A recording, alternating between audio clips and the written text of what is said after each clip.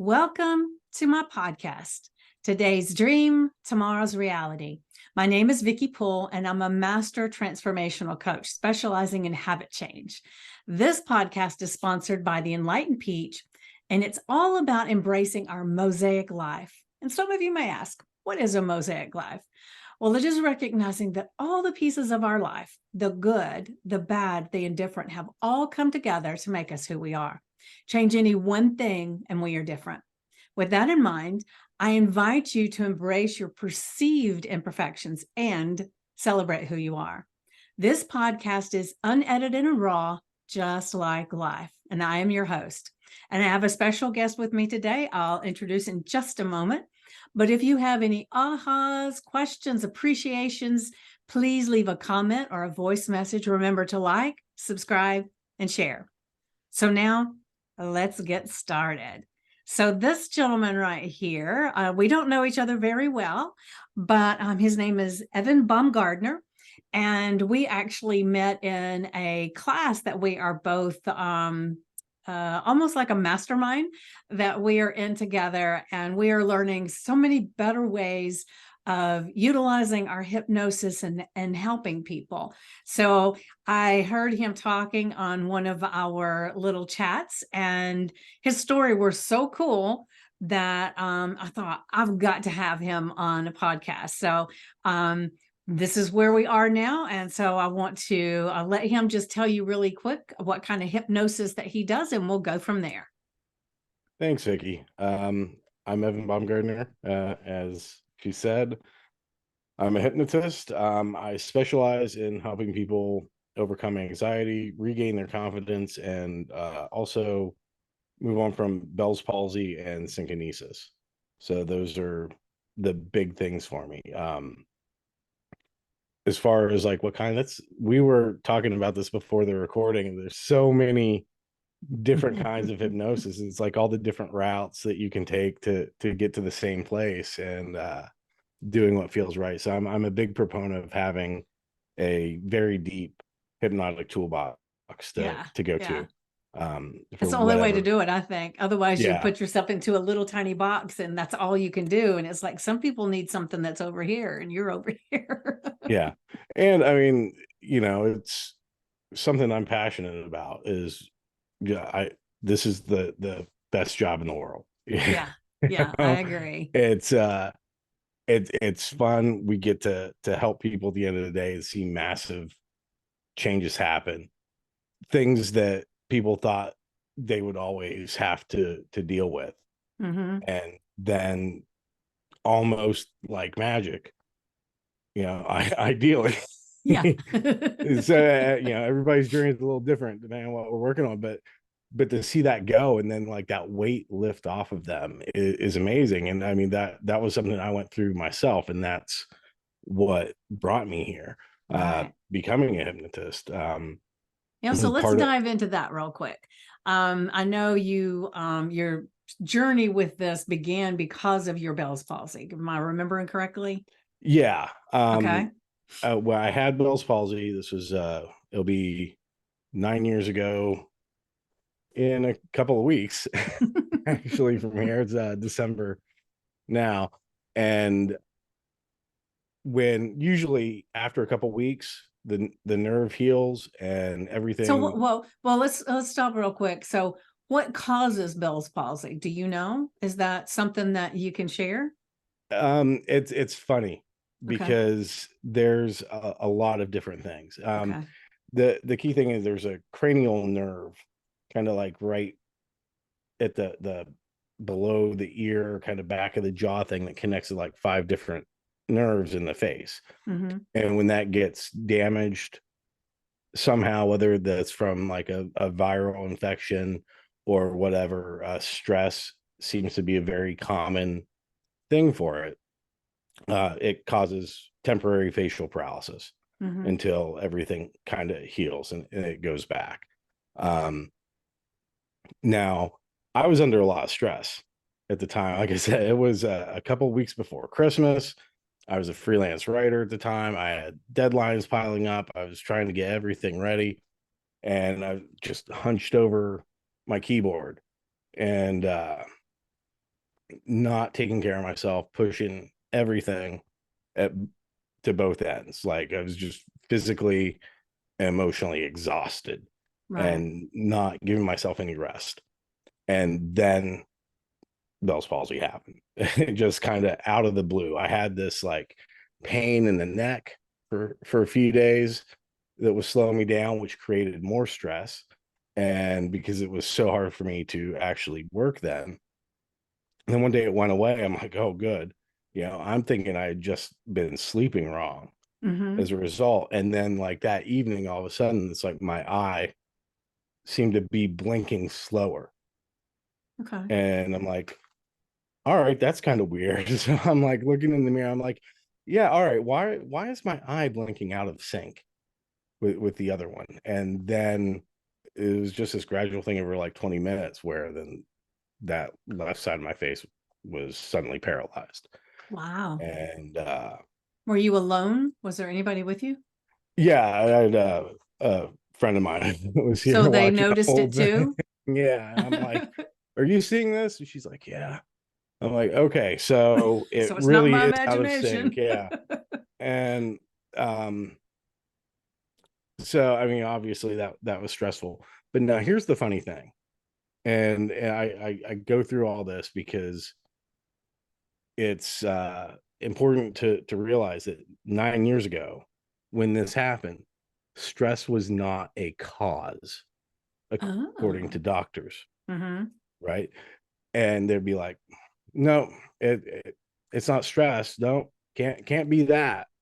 There's no link there. Now, the thing is, if you talk to people who've had Bell's palsy, if you go into like Bell's palsy support groups, you see things. Everybody that experiences it usually is under some form of stress, physical or emotional. Women, when they're pregnant, and especially in childbirth, will get it a lot.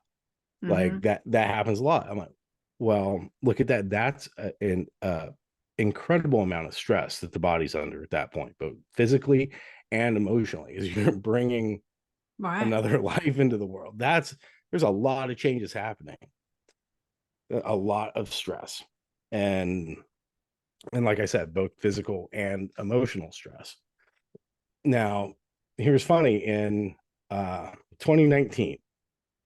This is remember I want to say it was like October, so like months before a little thing happened that that changed everything. Harvard Medical came out and said, oh yeah, we found the link between stress and Bell's palsy. Interesting. And I'm like, oh, okay, see, I was right. And so now there is an actual link saying, yeah, stress can cause that.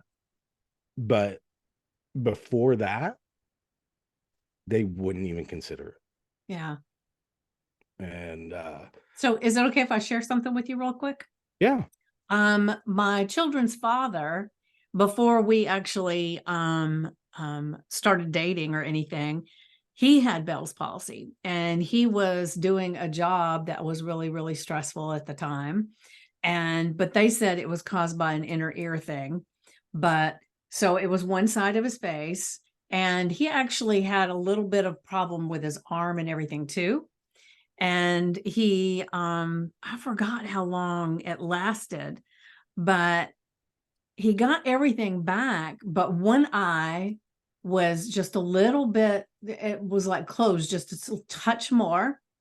And I mean, it wasn't real noticeable unless you knew.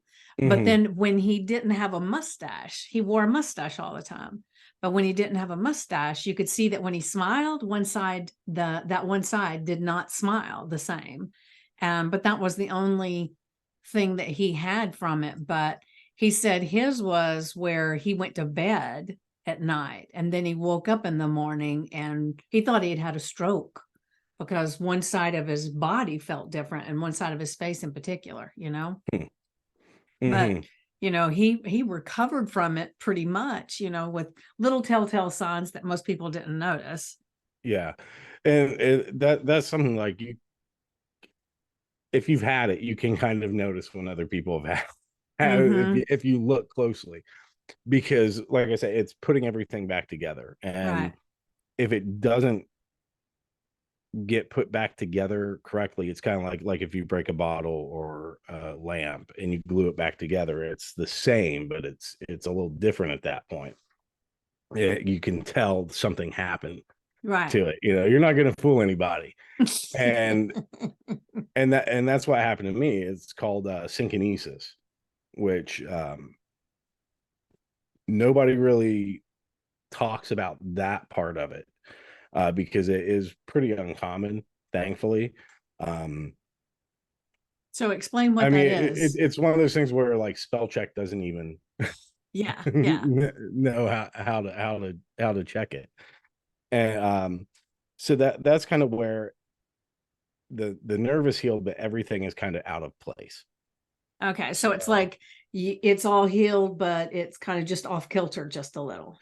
yeah. So what happened to me was, okay, now like my eye would still pull shut. I don't have the same kind of full functionality in my mouth on that side that I had before. Meaning you can't chew as well. That's gotten better, but yeah, Okay.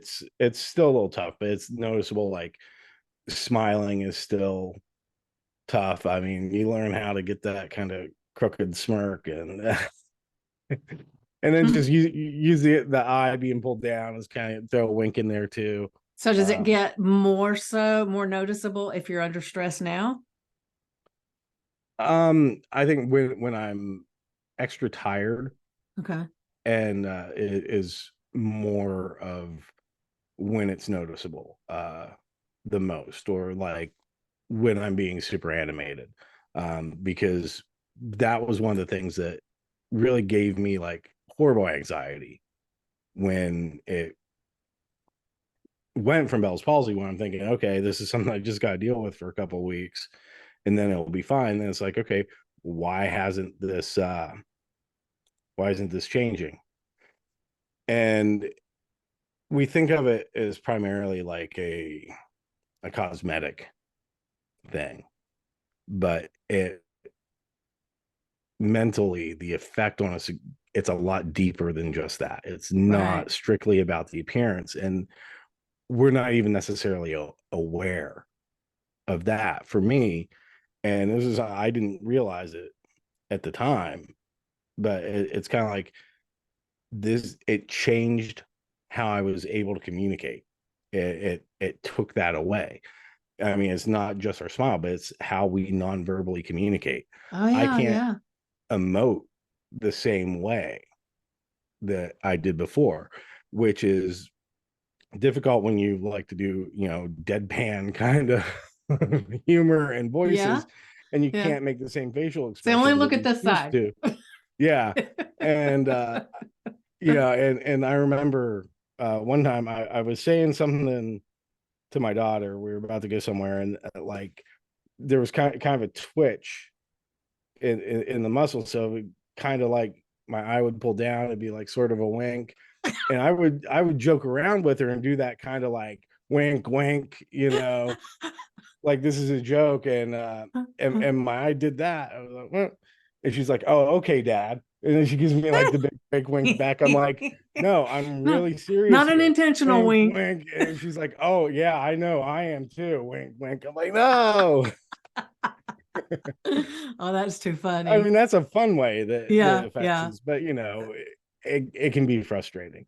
I Um, imagine so, because I mean, it's like when you think about it, like even babies, they will decide what's going on just from our facial expressions and things like that. And if it's not congruent, what's going on, I'm sure it could be a little bit of confusion. And then so people that don't know you kind of actually decide what your emotions are or whatever from your facial expression, so they can get a totally misconception about what you're trying to convey. I can see where that would be very yeah. stressful.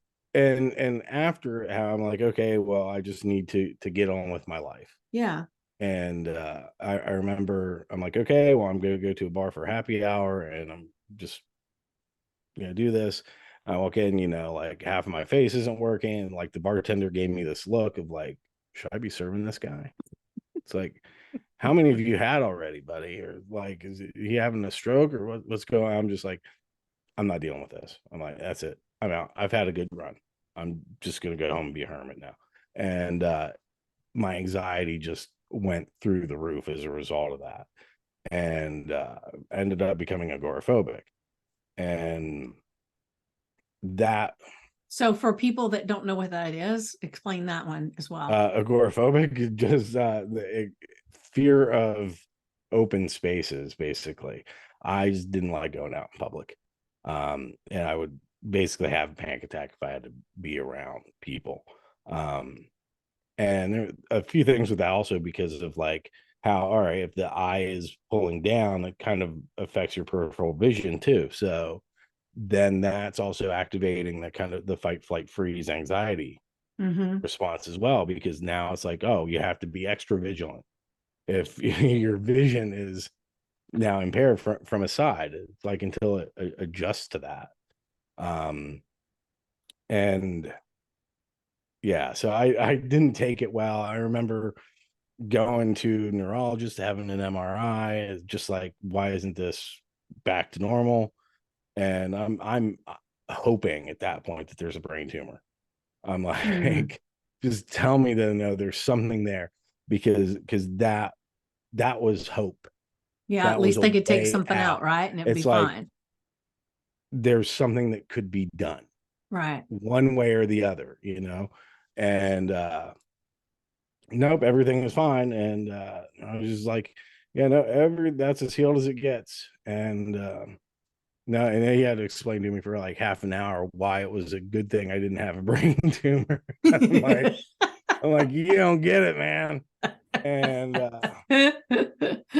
you're telling me that's a good thing, but nothing can be done. This is just how I am now. I'm like, oh, that's not good. Um, so that really set me off.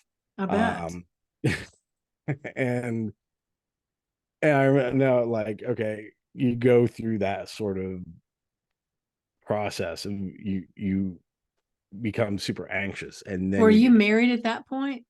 no, Did you I have was children not. at that point? I did have a Okay. child. I wasn't married. Okay. And so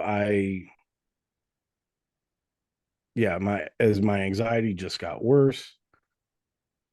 I'm like, okay, I need to do something about this, because now I was getting depressed. I'm like, this isn't who I am. And as much as I love the idea of just being a hermit and living that hermit life up on the mountain, just meditating all day, that's not who I am. And Wouldn't be happy I, with it for long anyway, would you? longer than most, I think. But everybody's got their limits. That's right. And so I go to the doctor, because I'm like, all right, I know I dealt with anxiety before, and what helped me with that was Xanax. And so this was the last time I had that was like 2007, I think. And I'm like, all right, well, I'll just go and I will ask for more Xanax, please, to help me with these panic attacks so I can be functional out in the world. And I go to the doctor and they're like, nope, no, we're not going to give that. I'm like, why not? It can be habit forming. I'm like, I have no history of substance abuse whatsoever. And I have not had Xanax since 2007, which, they can see in my chart. So this is the thing that worked for me in the past that you won't give to me now. They're like, no, well, he also said that you're depressed. I'm like, well, yeah. I'm like, it's situational. And so he's trying to go, well, I'll give you antidepressants. We'll give you all this stuff. I'm like, but I'm not depressed. It's like, I am depressed, but I'm depressed because of the anxiety. The anxiety is the underlying thing, and the Mm-hmm. depression comes because of how that affects me. And I'm not a clinical depressive, like that. And he's like, yeah, well, we're gonna go this way. go to the depression, see if that helps the anxiety, and take these antidepressants. And okay, so you won't give me the thing that has been proven to help me with my anxiety in the past because it's habit forming. But now you want me to take pills for something that is only situational because of the anxiety that I then have to take for 3 to 4 weeks before I even start to see any sort of change happen. And then the longer I'm on it, the longer it will take for me to step off of it, because if I just quit taking it, it will fuck up my brain. Yeah, which sounds more like it's addictive than the Yeah, other, right? I'm like, but that's not habit forming. That's not okay. Yeah, they were not happy with me. He was threatening to fire me as a patient. And I'm like, fine, because you're a quack. Yeah. And and I absolutely hate doctors for that very reason. Now it all goes back to this interaction, which was ridiculous, and it was not listening, and it was trying to shove things to, not to mention, I'm like, I was so self-employed at that point as a writer, but I needed my brain to be functional. I couldn't be in this numb cloud that Right. antidepressants create. I'm like, that would affect my ability to make a living. Well, And you know what it probably all boils down to? Xanax was not one of the people that supported them and gave them kickbacks for that prescription. yeah, You know, of and course, yeah, you're in Canada. I don't know how it works where no, you're at, but I'm in Seattle. okay, in Seattle. So I just, I don't know why all of a sudden I was thinking you were in Canada, but anyway, so It's right up the road. okay, all right. um, but yeah, I'm like, okay, you want to do that, but yeah, it probably is the kickbacks, and long enough. I'm not gonna go down that rabbit hole. I have enough bad things to say about them. Anyway, I'm not against doctors. I think, like, if I was dying, if I was actually like having a heart attack or a stroke, or if I had a bone protruding from my arm, or a stab wound, or a gunshot wound, doctors are absolutely amazing at stitching whatever back up. Hmm. But they are the most unqualified, dangerous people to be dealing with anything that has to do with emotions, because their training is to remove emotion from it, which Right, you have to do to be in that job. But like with, mental health, it's all about emotion, and anxiety is a hardwired emotion. All of that we evolved right, to feel that. But when it's firing off, going up to 11 inappropriately, then we need to do something. And in the past, yeah, I take this little pill when I was having a panic attack and go, okay, now I feel normal, because it would just bring you down. I don't even believe in Xanax anymore, because I mean, again, that's a band-aid. right, It's not actually dealing with the issue, which is, why is this firing off? right, And it can help, and then as we get used to that feeling of it being normal in our body, we don't necessarily need it anymore. right. But yeah, it can be habit forming if you're taking it when you don't need it. And there Same are as certain anything. people that everything's habit forming, you know. Yeah, It's just a amazing part of their chemistry. But how did you go from this place right here to suddenly deciding that hypnosis was what you wanted to do? I'm like, I have to do something. This isn't going to help. This isn't a solution that's going to work for me. And so I went to a hypnotist. I'm like, can this help me? So had And you been hypnotized before that? no, No. no. So I mean, what any did you more than what like watching TV or something will yeah. hypnotize. So what let you know that that was the next step? Did you know somebody that did No, I hypnosis? was just out of options. So you just Googled it? Yeah. Okay. Interesting. I'm always curious, Yeah, how I'm do you like, know to okay, get to that? yeah, it was something like it kind of heard about, but again, like with the night, it was something like, is this real or not, kind of thing. There was Hmm. a lot of debate about that, but I'm like, it's going to be better than that. I'm like, Yeah. at least that there's one more thing for me to try here that isn't going to be this runaround. So then I can say things, and that it really helped. And I was able to start kind of going to soccer games again. So did you notice after the first session a Yeah. difference? You know, that's one of the things I just want to stop for a second and let all of our watchers and listeners know that, you know, even though it can be where it takes several sessions to get things really under control, you can feel a difference in things right away. Yeah. And, you know, I think if you look at what it's costing you in your life to be in that little place where you were, I mean, that means that first session that you did in hypnosis was almost, oh, how would you say? I mean, it was invaluable that, you know, it changed things and it began giving you hope. And so I don't know how much you paid for that first session, but it's like when you get back and you look at it, it's like, man, that should have been this amount because it's changed my life in that way. Yeah, and unfortunately, that was the only one I did just because of Okay. financial constraints. Mhm. And the thing is, I'm like, okay, but it was enough to kind of get me doing things. It would have been a lot better had I had more to Mhm. finish clearing it out, but getting to a place where I could be functional Right. again and start feeling like myself. It was absolutely invaluable. And that's one session. I mean, because it's a journey, and we can start seeing that, but we do need to reinforce it. We need to get our body on board with the changes that's happening. We need to test it out in Mhm. the world to make it sink in. And like, change happens in every session, and Right. it's not a Right. matter of like, oh, did it work or not. No, it's like, is the work complete or incomplete?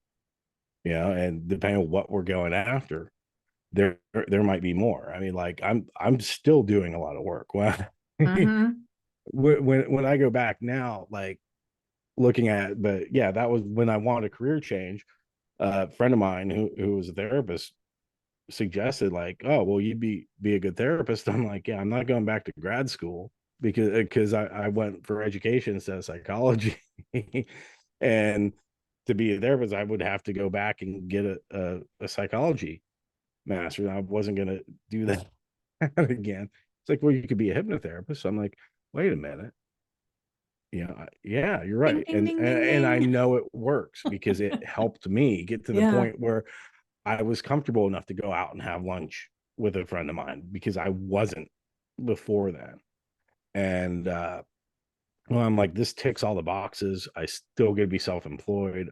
But I'm actually going to feel good about what I'm doing. And if I can help one person not have to go through what I went through, it's all worth it.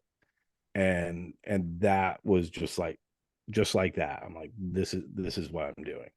And and I tell you that it's such a great feeling when you like stop wanting something and it's just you you choose it and then you're just being it. Yeah. And And then it's like when you get to that place, just all kinds of doors open for you, you know. People come to you needing what you have, teachers come to you. It's like the heavens said, "Okay, this is exactly what you're supposed to be doing." yeah, I mean, like, we're when you're creating value Mhm. in the world, whatever way that is, like it, and you feel good about it in your body, it people gravitate towards that. And but yeah, so I had that kind of epiphany where this is this is what I was going to do. And I do self hypnosis all the time, and I've done that. And when I look back now to where I was then, even after like I'd felt better after I had that one session for it, but it's like so different with that continued things. I can't even imagine Mhm. having a panic attack now. Yeah. like what that would feel like. I can't picture it. And Nice. it Well, this because is it's one of the just so things that, far removed. yeah, it's one of the things that I tell my clients and stuff too, is that, you can see, just from one session or maybe the second session, this big change and stuff. And it's almost like the people that get an antibiotic because they feel so bad. And then a few days later, they're feeling good and they don't finish their antibiotic because they don't think they need it. Yeah. And and it's the same thing, and you're supposed to finish your antibiotic so the germs can't transmute or whatever it is that they do, so that they even become more immune to the antibiotic that you were taking. Yeah. And so I think that a lot of people miss the boat when they think that they do one session, it's done. Or, when they get, like, if they come, like most of my people come to me for weight loss or, mindless eating and that kind of thing. And that we can make huge differences in one session, but then we're not done, because the reason all this stuff started wasn't because there was a candy bar laying over here that you decided to eat. It's more than that. And so it takes the thing, and I like to refer to Shrek, where he says, people are like onions, they have layers. Yeah. And so as you peel that layer off, there's another thing that we need to do to help you stay on that path. And that's And a never ending process too. I yeah, mean, yeah. I mean, I still I get coaching, I get hypnosis and all that stuff. And it's like even the best coaches in the world, the big coaches like Tony Robbins, he has a coach, so and if you think about all sports teams, even the best sports player, they still have to have a coach, because you can't see what you need to change from where you are. yeah. Somebody else has to help you with that. So I love the thing that I love about hypnosis, and the reason I got involved with hypnosis, because I had become a life coach and a health coach, and I was able to make really good changes with people. But it was like doing the hypnosis, put it on steroids, man. It was like things happened faster. And, if the people wanted it to go faster, you can make it go faster. But there are people Mhm. who still want to go slow, and that's okay too. And that's, like our subconscious wants to keep us safe, and Mm-hmm. it's always a devil thing. It's Yeah. like for me with my anxiety, it's like, well, you could go out, but it's like, no, don't go outside. This is better. Yeah. Even though it wasn't. It's like, well, this goes against like who I am, and it doesn't help me get what I want, but it was protecting me, Yeah. in its own way. And I like our most destructive behaviors somewhere in there has some sort of benefit Yeah. There's a to it. secondary gain They're somewhere. not, Yeah. Yeah. it thinks it does, and our brains know us better than we know ourselves, Mm-hmm. and they know nothing can trick us more than ourselves. And so that's why we have to, hey, get it on board with what we want, That's right. Right. rather than letting it run the show. And when I think about that, like going back, like when I dealt with anxiety before, when 2007, when I would have a Xanax, it's like I wasn't actually solving the issue, Mm-hmm.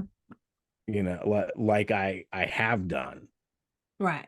in that post with hypnosis. It was just that, numb it out, take the edge off, and just go about your business and sort of pretend where it's not there. And for a lot of people, probably most people, if not Yeah. like 100% of us, that's better to do than actually facing the Yeah. thing.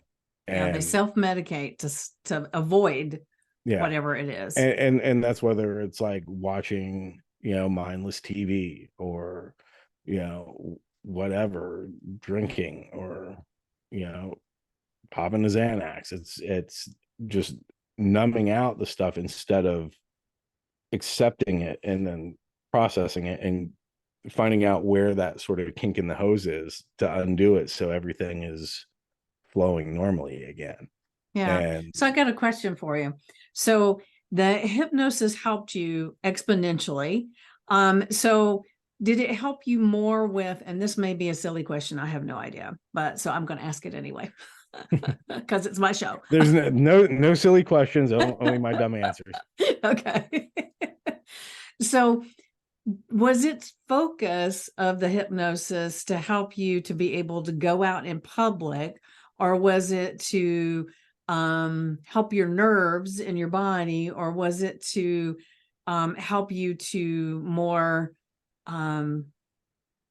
make peace with where you are to move somewhere else? Does any of that make sense?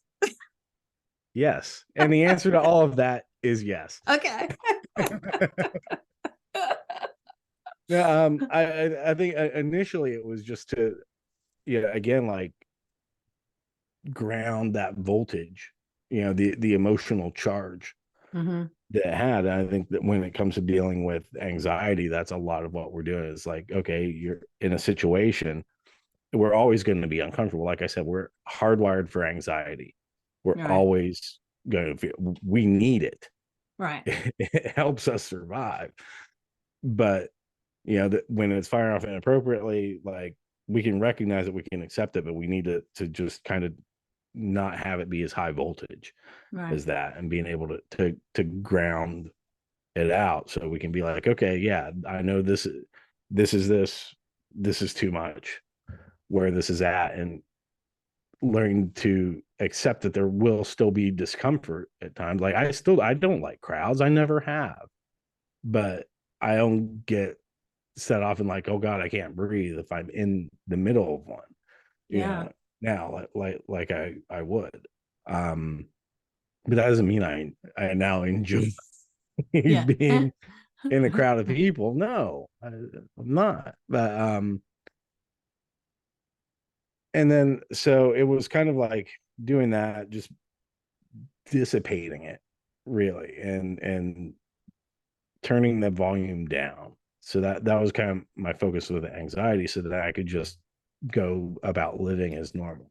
Um, from there, it was kind of becoming less self-conscious about the synkinesis, and uh, how my face then looked, and to the point where it's like I don't think about it. And then there was a point where I decided, okay, I really wanted to do work with Bells Palsy, and like help people in the same thing. And I know that there is a way to, possibly reverse it and get Hmm. things to go back. It's kind of a crapshoot, but Milton Erickson, I mean, granted, he's like the greatest hypnotist that ever lived, but if he could use hypnosis to walk again after polio, then there must be a way to physically potentially undo the synkinesis, and and actually regain full function of my face, get symmetry back. And that was the difficult thing to kind of figure out, because I mean, like I said, we deal with emotions, and that is a very emotional thing. Like it's us, we're the ones that have to look at ourselves in the mirror every day. Hmm. And when you see that, yeah, it's something else. Or like you see, oh, okay, yeah, I look pretty symmetrical today, then you see a photo and then it's not. Yeah. Like, wait, what the hell? But it's the thing, or you think you're emoting one way and it comes out like looking like you just have a fly stuck in your teeth. And it's tough, but I'm like, okay, how can I help people with that, knowing like people want that physical thing? I'm like, I know that there's a way in to potentially do it. How much, I don't know. It's going to vary everybody. I can't guarantee any sort of results Right. with that. I mean, like, I mean, there are no guarantees in life. I mean, the only thing is, like, you're going to feel better after a session with me than you did before. Yeah. But are we going to actually be able to do that? I'm like, I can't say Yeah. oh yeah, I'm gonna do this. I'm like, I just want a proof of concept. And I'm like, I'm gonna start focusing my work on this myself and see how much I can undo. And once I found, oh, okay, the technique that I use actually could impact things physically, and which is funny because I used it all the time for emotional things, and Okay. I'm thinking, oh wait, I can actually use it to like help loosen the muscles in my face too. So So that's and what needs to happen, is to loosen the muscles. well, and that I think it's so more of like where the nerve has to say no, this one should be up here, or So you need that to sort wake of up thing. the receptors, maybe. Yeah, I'm not really Okay. sure. I'm just, that just kind of, I'm just hoping that that's the subconscious knows. okay. Well, it And always knows. yeah, it knows where things were, where it's supposed to be, whatever's happening under the hood. I'm just gonna go. I just need you to kind of put things back so this side works more like this side. And and I was thinking, like, how do I do that? And I've messed around with like, okay, I'm gonna do a self hypnosis. I'm gonna do visualizations. And I'm like, I had no idea how long that would take. And I'm like, I was still, I'm like, I have other kind of personal development things let's spend my hypnosis time doing. But what came to me was I had this attachment to outcome on that. I was very attached to being able to make a change. Mm-hmm. And I had to stop and go, you know what? I'm like, let's say this never changes for for me. Am I gonna be okay with that? Am I gonna be okay if I can't get any changes? And I had to welcome a lot of kind of discomfort, things I hadn't even like thought about at that point that came up surrounding it. And and the big thing was, yeah, welcome it in and sit with it and look at it. And then when I was at the point where I could just kind of laugh about, where I said, you know what, even if I can't get any physical changes for myself or anybody else, I know I can help people. That's the whole reason I do this. I know what it's like to, what feelings are happening when you have this. I know what the challenges are, and I know how to make you, help you feel better about that, Right. and not dwell on it, not let it be the end of the world, and get your life back. So that's a place where I know I absolutely can help. Mm-hmm. and, and so even if I can't do this other thing, it's not going to stop me from trying.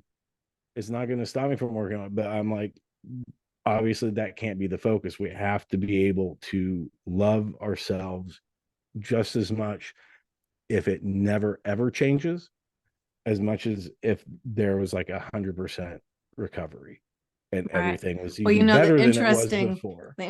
thing is when I'm working with clients and it's about weight and everything, one of the processes that I work on is getting the mental place where they love who they are right this minute.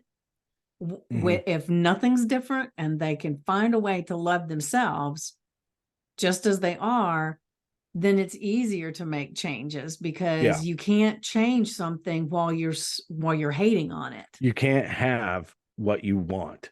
Yeah. So it's like you can't want and have at the same time. Yeah. And that was a big thing for me, was like, can I love myself if nothing changes, Yeah. or just as much as if everything changed? Am I not resigned to it, which we can be in resignation without realizing it, I think, a lot of Yeah. times, and thinking we're in acceptance, but true acceptance of that. And as soon as I got into that place of true acceptance, like I felt something shift, and then within a week I was able to whistle again for the first Nice. time in like 8 years. And I'm like, holy shit, this is actually This happening. stuff works. Yeah, and I couldn't believe what a big deal that was for me. I was like Hmm. crying. I'm like, I have a video up all over my social media of like that first time. I'm like, I just whistled for the first time in 8 years because Yeah. I could not believe it. And and I've just been getting like those little improvements ever since, and getting functionality back, getting symmetry back more and more. Still got a ways to go, but that's okay because I'm just going 1% at a time, Yeah. and letting it change, because it's like I'm good either way. It'd be great to have that kind of proof, but as long as there's still things are still happening, and it's just to show like, even if I don't get any further than this, the point where I've gotten to is amazing. Like, just in this past year that I've really focused on that. It's like we have no idea how much control over those things under the hood we Hmm. can actually have. But a lot of it is really getting to that place of acceptance, and you know loving ourselves, letting go of the want of the attachment to outcome, and just being like, yeah.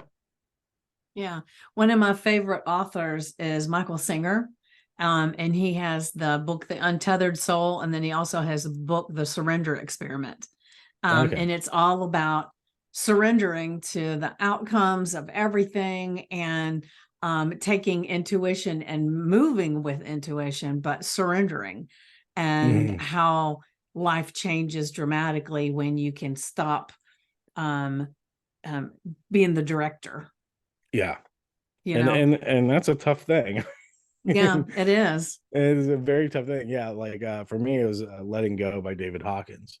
Okay. It was a big thing. I read that. I'm like, oh, and that completely changed how I was doing Well, self one of the hypnosis. reasons why I think that is so hard for us, because a lot of times we think if we're surrendering and we love ourselves just like we are, that we're saying that we don't want to change, that we don't want the improvements that we're wanting Oh, in our we're lives. And that's we're not just true at all. letting go of the attachment Right. Yeah, to I it. know. But I'm And saying that for people in general, and we know that because that's our lingo. But people in general feel like if you say, letting go of the attachment or whatever, that then they're saying, well, then that means that I'm okay with nothing changes and nothing will change. And that's not the case. right. It's getting you into a place where if you let go of that attachment, you can let all these things change so much easier. But I mean, even knowing the lingo, we still have This to is true. This is true. struggle with that. It's kind of Yeah. like, if I look at like the emotional scale. If you have like down at the bottom, you have apathy, grief, and fear, like those heavy inward ones. And then you have lust, anger, pride. Those are like the outward pushing ones. Then you have courage, acceptance, love, and peace at the top. The light ones where flow state happens. And that's up there where it's like you're not thinking, you're just kind of doing everything, and that's great. It feels great. It's like you don't care about stuff, right? That always Hmm. say like, oh no, I'm just going. I'm like, okay, it's not bothering me. I don't care. But then you have that apathy. You have that I don't care, where it's heavy, it's shut off, and it's that I'm like, there's such a fine line between that, where you can say, oh yeah, no, that's something I just don't care about. And then it's that sort of, is it apathy, or is it uh peace? Yeah. Yeah. Okay. And I'm Yep. like, okay, Have my I need to emotional find scale like, right there. I'm like, I need to find the words to differentiate the two things. So I think of like, apathy is that, oh, I don't care, like the Eeyore kind of thing. Eeyore. And Yeah. then, but then when you're without a care in the world, that has a much lighter kind of la la la la sort of Hmm. flowing Yeah. It's no big feeling deal. to it. So I'm like, that's the kind of difference between the two. And like I said, our subconscious is much smarter than our conscious mind, and it will pull every trick in the book. And it will try trick us into thinking that apathy, I don't care, is the without a care in the world. So, Yeah. we have to really learn to be vigilant and honest with That's ourselves where people about like like what we're us come feeling. in so handy because we can help people to see what they're doing right now that's not serving them because we can't see our shit when we're in it. And so we help them see it and then we help them see a way to make it better. Yeah. Yeah. I mean, like that's my whole catchphrase is that there's no such thing as problems, or only situations. Right. and, the great thing about situations is they always change. Right. So Yeah. Perfect. Well, this has been so enlightening, and I'm sure that our viewers and our listeners have gotten a lot of wonderful information from you. So, just I hope real so. quick, share how they can reach out to you, and if there's anything else that you want to say before we close up shop today. Thanks for having me. It's a lot of fun. My pleasure. I hope there's something for everybody to take away from this. Definitely read Letting Go by David Hawkins. If you haven't, great book. Completely changed how I was doing my self hypnosis, and that's sort of become a lot of the cornerstone of like the work I've done with Bell's Palsy and stuff. Yeah. And using hypnosis to help us let let go of that stuff and move our baseline up the scale, I should say. Can find me at ebhypno.com. It's my website. Links to all my social media on there. I'm also ebhypno on Instagram, Evan Baumgardner on Facebook, Elliott Bay Hypnosis on there too. But yeah, you can find all that on ebhypno.com. And if people are interested in the emotional scale stuff, like that's how we reach our goals, to using that to be able to get the things that we want. I do have a workshop on that, and I'm probably gonna do the next live one sometime in January to help with New Year's resolutions and really set 2024 off on the right foot. Wonderful, wonderful.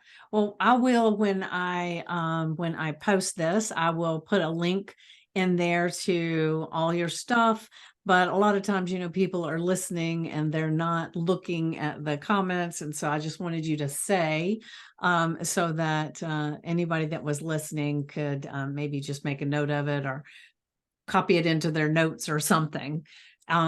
So, is there anything else that you wanted to say, or does that feel complete? That feels pretty complete. Yeah, thank you. It was a ton of fun, and yeah, I could go on all day Yeah, I about know. this stuff. Me too. So It's like, that's why I love doing podcasts. I know. I mean, that's the great thing about our work, and also like the difficult thing is the time management of that. Because yeah, if somebody calls us about like just a discovery call, it's like, oh yeah, I'm going to tell you everything about it. Here's the whole history of Yeah. it. Like, oh, Yeah. I don't want a college level course on this. I'm like, no, but it's really cool. Because Well, yeah, I mean, like it changes people's lives. I mean, yeah. Yeah.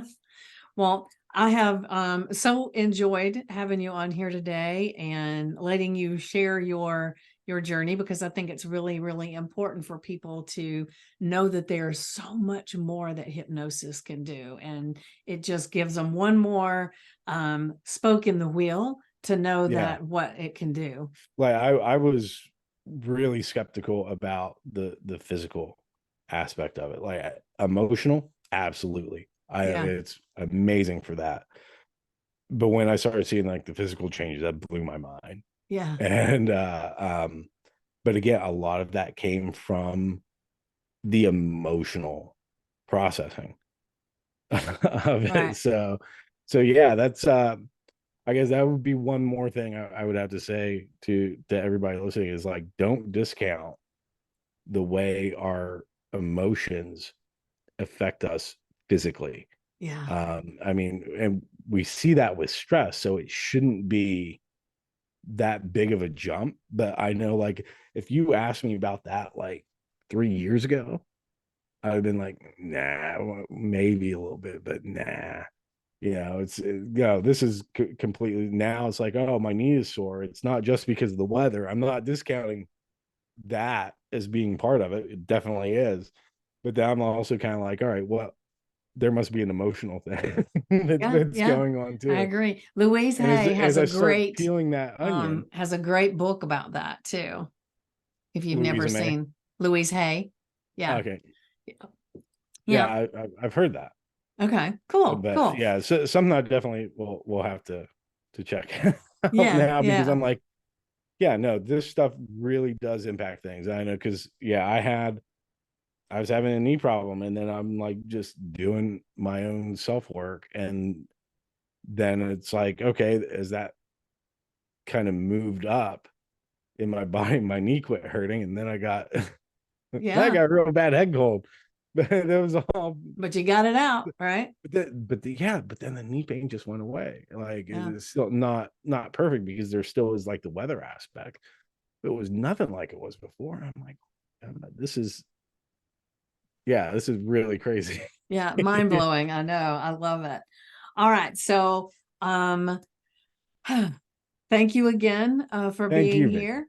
And I want to say one last thing to our viewers and our listeners, and that is the best way to predict the future is create it. What are you creating? Mwah.